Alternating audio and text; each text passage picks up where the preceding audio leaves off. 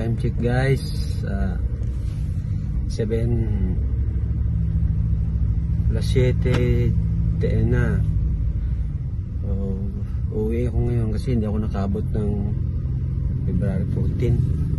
Na-late na ako guys. Ngayon, hindi ni Mrs. alam na uuwi ako. So, surpresahin ko siya ngayon.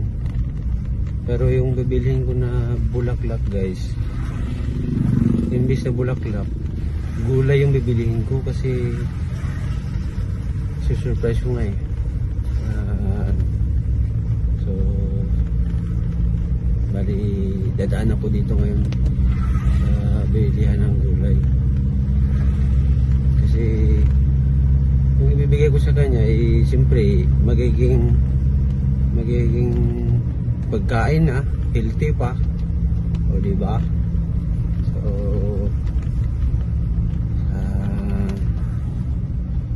abang-abang lang kayo guys. Pauwi na rin ako eh. So update ko kayo mamaya guys. Ano ko sa kuhan, palitanan ako gulay kay muna ako regalo kang misis kay ano man malit man tao kuhan, Valentine's Day. So bawi ta.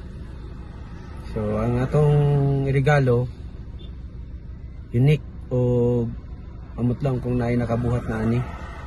So tara guys, pakita ko sa inyo ha kung asa to mamalit.